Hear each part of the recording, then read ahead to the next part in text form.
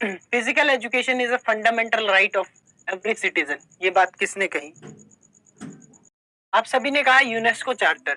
बिल्कुल UNESCO charter बिल्कुल correct है, यूनेस्को चार्टर बिल्कुल सही जा सकते हो, ऑप्शन नंबर डी बिल्कुल करेक्ट है। अगला प्रश्न पूछ रहा है आपसे, first how many sports institutions introduced at first, how many sports, सबसे पहले कितने खेल संस्थानों की शुरुआत हुई सबसे पहले? 100, 200, 300 नहीं है।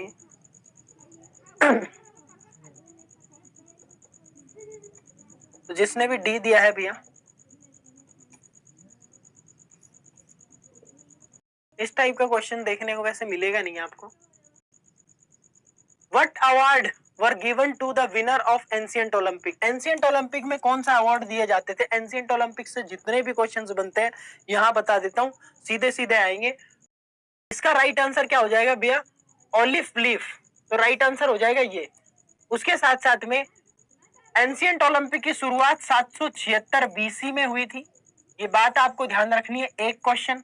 दूसरा क्वेश्चन ये है, इसका अंत कब हुआ था? 393 एडी में हुई थी, 393 एडी में हुई थी। तीसरा क्वेश्चन है, ये अंत किसने कर दिया था? तो थियोडिसिस ने कर दिया था। ये क्वेश्चंस आएंगे, जो बता रहा हूं वो क्वेश्चंस आएंगे। थियोडिसिस ने कर दिया था, थियोडिसिस वन, जो कि आपके कौन थे? रोमन एम्परर थे। एंशिएंट ओलंपिक किसके, चौथा क्वेश्चन लिखो, एंशिएंट ओलंपिक किसके सम्मान में, ये किसके ऑनर में कराए जाते थे? तो गॉड ज्यूस के ऑनर में कराए जाते थे, इनके सम्मान में कराए जाते थे। गॉड ज्यूस की बहन का नाम क्या था? गॉड ज्यूस की बहन का नाम था हीरा, और हीरा बहन प्लस इनकी वाइफ भी थी, क्योंकि इन्होंने शादी कर ली थी इससे, तो इनकी वाइफ भी थी, याद रखना। उसके बाद में क्या महिलाओं को पार्टिसिपेट करने का मौका मिलता था? नो वुमेन, कोई महिला पार्ट नहीं लेती थी, no women were allowed to participate in ancient Olympic. छठा क्वेश्चन लिखो, क्या कपड़े पहन के पार्टिसिपेट करते थे? तो लिखो भैया नो, ठीक है, नो क्लोथ्स, यानी कि लिख सकते हो नेकेड पार्टिसिपेट करते थे, नेक्ड पार्ट लेते थे। सातवां क्वेश्चन लिखो कि कहां कराए गए थे आयोजित सबसे पहले एंशिएंट ओलंपिक, कहां देखने को मिले थे? तो लिख लो भैया एथेंस में, एथेंस ग्रीस में। आठवां क्वेश्चन लिखो कि क्या हर कोई पार्टिसिपेट कर सकता था? नहीं, केवल जो ग्रीस का है, Greece born, only Greece born were to alive to take participate in this. आ रहा है, ऐसे करें क्वेश्चंस को तो कितना मजा आएगा ये बताओ। जो कमेंट वाला पढ़ने का वो लेंगे, आगे जब कुछ क्वेश्चंस कर लेंगे, तो ऑप्शन नंबर ए है इसका। ऐसे पढ़ते चलते हैं अपन। हु स्टार्टेड फिजिकल एजुकेशन, किसने स्टार्ट किया भैया? फिजिकल एजुकेशन किसने स्टार्ट किया, ये क्वेश्चन पूछा जाता है। तो जिसने, फ्रेडरिक जॉन, इनमें से ऑप्शन देखो, फ्रेडरिक जॉन, फ्रेडरिक लुडविकियान भी देखने को मिलता है आपको, ठीक है। अगला बहुत आसानी से लगा दोगे, एंशिएंट ओलंपिक गेम्स एंड कब हुए थे पूछ रहा है, तो 393 इज द एंड और ये हुए थे स्टार्ट, ठीक है। तो दोनों डेट याद रखनी है, ये भी एक ये भी, उड़ा दोगे। चलो आगे चलते हैं। Grand father of Indian gymnastic movement किसे माना जाता है? भारत में देखो कुछ क्वेश्चंस आपको सीधे सीधे देखने को मिलेंगे, हालांकि इसमें जिसने राइट आंसर दिया है ऑप्शन नंबर डी, सामर्थ रामदास स्वामी, बिल्कुल करेक्ट है। अब यहाँ पर कुछ क्वेश्चंस बता देता हूँ। देखो एच.सी. बक, हैरी क्रो बक, इन्हें जाना जाता है भारत में पाइनियर ऑफ फिजिकल एजुकेशन, सबसे सर्वोच्चतम, क्योंकि इन्होंने 1920 में क्या खोला था? यंग मैन क्रिश्चियन एसोसिएशन खोला था, जो कि मद्रास में खोला था। और मद्रास में आज वो कहाँ है भैया? चेन्नई है, चेन्नई में है। तो यंग मैन क्रिश्चियन एसोसिएशन सबसे पुराना है इससे पुराना भी एक और है जिसका नाम जाना जाता है, तो आपसे क्वेश्चन पूछा जा सकता है 1914 में कौन सा इंस्टीट्यूट खुला था? तो HVPM, हनुमान व्यायाम प्रसारक मंडल 1914 में खुला। 1920 में HC बक खुला। उसके बाद में आपको एक याद रखना है 1927 इसमें IOA इंडियन ओलंपिक एसोसिएशन बना। एक 1928 इस टाइम पे पहला भारत का गोल्ड आया हॉकी में। फिर आपको एक डेट याद रखनी है 1957 1957 LNIP खुला उसमें ग्वालियर। ठीक है, तो ये कुछ डेट्स हैं इंपॉर्टेंट जो आपको याद रखनी है, इनसे रिलेटेड क्वेश्चंस आपको एग्जाम में देखने को मिलेंगे। क्लियर भाई, आगे चलते हैं। Russian terminology physical education is better known as, Russian terminology में फिजिकल एजुकेशन को क्या कहा जाता है? ऐसे ऐसे क्वेश्चन भी देखने को मिल सकते हैं। तो फिजिकल कल्चर कहा जाता है रशियन टर्मिनोलॉजी में, फिजिकल कल्चर। अगला प्रश्न देख लेते हैं। What India need today is a Gita but not the football ground, not the Gita but the football ground, यानी कि आज के टाइम में स्टूडेंट्स को गीता की नहीं फुटबॉल ग्राउंड की जरूरत है। ये बात किसने कही? तो ये सबसे इंपॉर्टेंट क्वेश्चन है और ये आता ही आता है, दैट इज स्वामी विवेकानंद ने ये बात कही थी आपकी। तो आपको बात याद रखनी है इनकी, स्वामी विवेकानंद। तो कभी भी गीता से रिलेटेड आ जाए और कंपैरिजन आ जाए पढ़ाई का, तो उसमें स्वामी विवेकानंद ही होते हैं। चाहे आपसे पूछ ले कि मंदिरों की ज्यादा जरूरत नहीं है, फुटबॉल ग्राउंड की ज्यादा जरूरत है, तो तब भी यही आंसर देखने को मिले। Which of the following विश्वविद्यालय was famous for the archery? Archery training इनमें से किसमें दी जाती थी? सबसे पहले आपसे पूछ, तो नालंदा देखने को मिलता है भैया, पता ही होगा तुम्हें, बिहार में है। बिहार वालों को तो बहुत अच्छे से पता होगा। तो बिहार का बहुत ही तगड़ा इंस्टीट्यूट नालंदा कहलाया जाता था पहले। तो उसके बाद में तक्षशिला, तो इसका राइट आंसर क्या है भैया? तक्षशिला। इस टाइम पे तक्षशिला कहाँ पे है भैया? पाकिस्तान में है, इस टाइम पे पाकिस्तान में है। और तक्षशिला में आपकी आर्चरी की विद्या सिखाई जाती थी तक्षशिला में।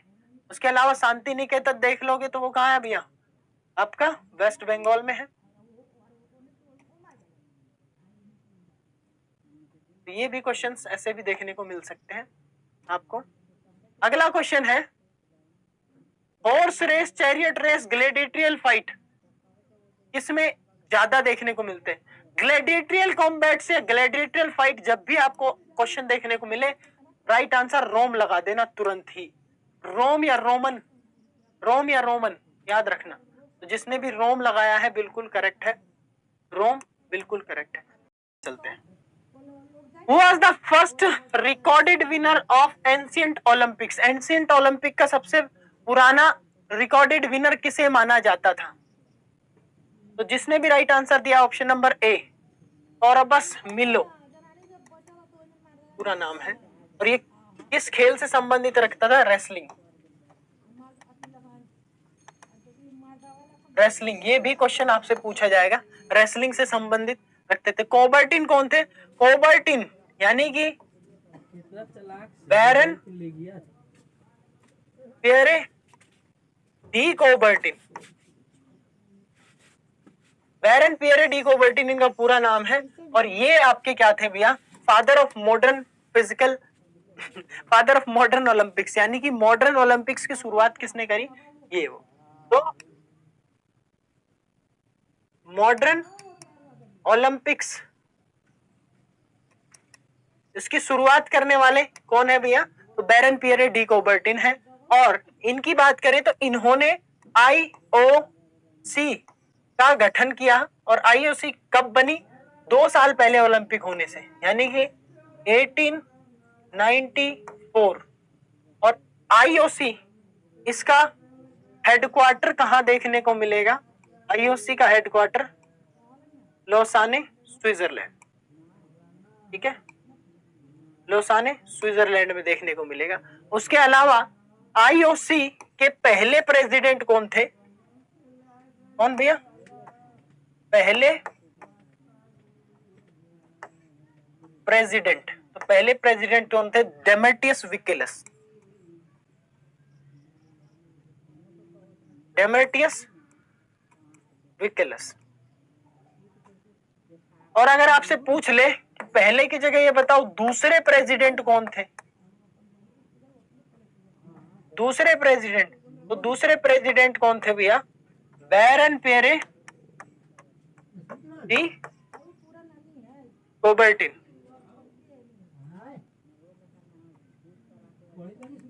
बैरन पियरे डी कोबर्टिन। उसके बाद में आपसे पूछ ले कि करंट प्रेसिडेंट कौन है?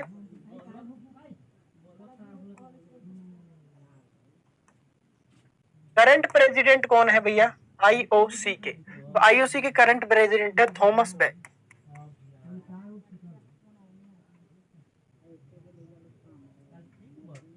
ये बात ध्यान रखनी है। इन्हीं थॉमस बैक ने आपका इस बार का जो स्लोगन है एक तरीके से कम्युनिस्ट वो दिया है।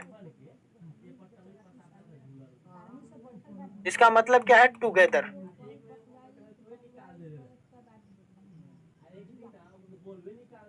टुगेदर।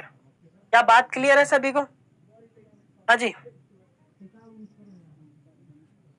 बिल्कुल। चलिए सेशन को शेयर करते रहिए और बस अब आग लगा देंगे।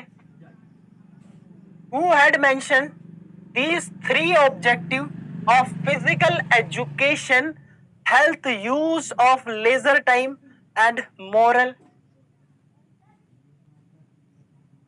character? ये आपको कुछ क्वेश्चंस ऐसे कभी देखने को मिले। ये बुक वेल्टर ने दिया था भैया। तो ये ऐसे है कि जैसे इनको याद रखना पड़ेगा या फिर कभी दिमाग में डालना पड़ेगा। तो इस टाइप के क्वेश्चंस अगर देखने को मिले एक आध, मुश्किल है वैसे ये क्वेश्चंस।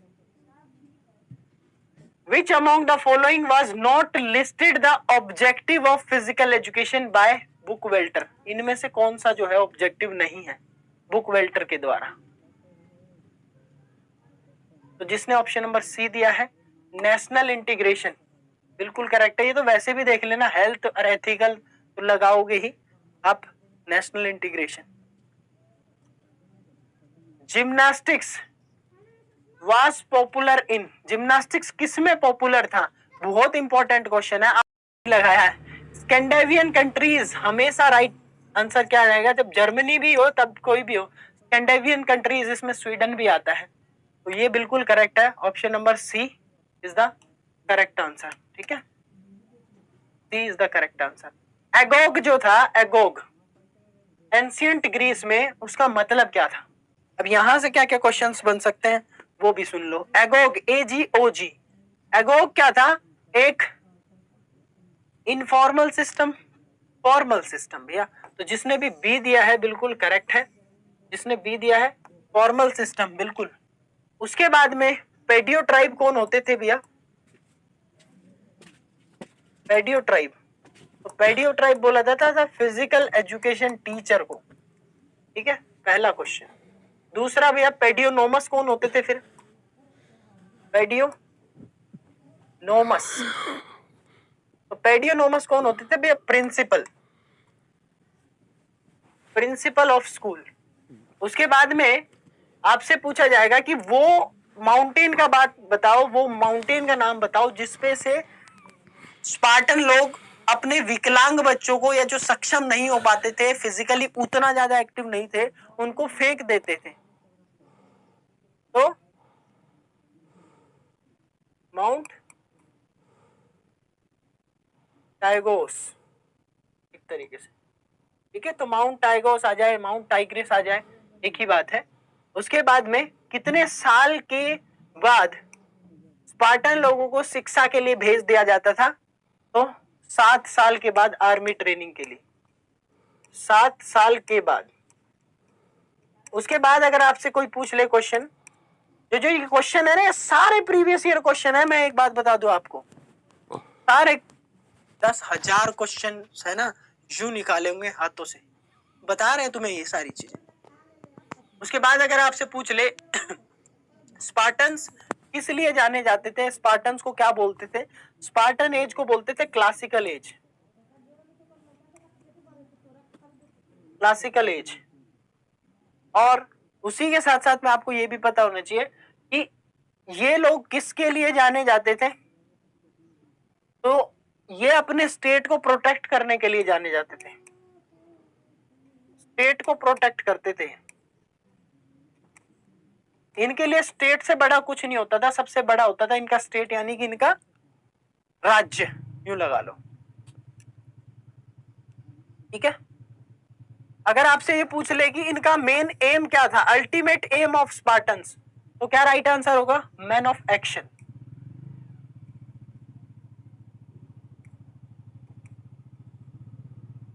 Man of action. ये आपके कुछ 6-7 क्वेश्चंस है जो कि आपके डायरेक्ट पूछे जाएंगे। लिख लिए भाई? चलो आगे चलते हैं। Aim of Spartan education, Spartan education का एम क्या था? तो जिसने भी राइट आंसर दिया दिमाग लगा के, वॉरियर। ये वॉरियर थे भैया, इनका man of action, man of action, warrior पे ही ध्यान देते थे, मतलब वार पे ध्यान देते थे, बस मैन ऑफ एक्शन ज्यादा था इनका।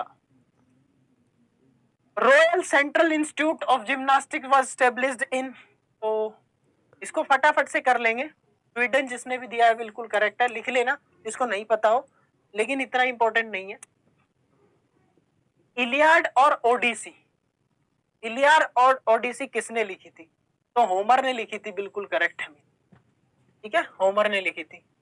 आपसे फ्यूचर में क्वेश्चंस पूछेंगे, बिहार में नहीं आएगा, वैसे पूछेंगे। प्लेटो ने क्या दिया था? आइडियलिज्म।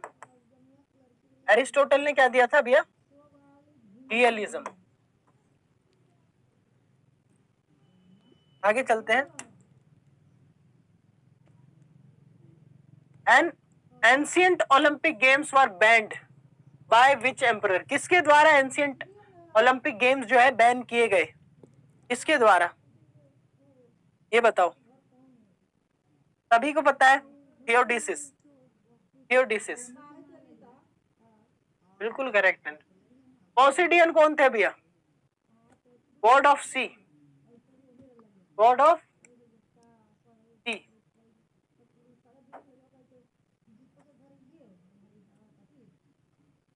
पोलो खेलते वक्त किसकी मृत्यु हो गई थी?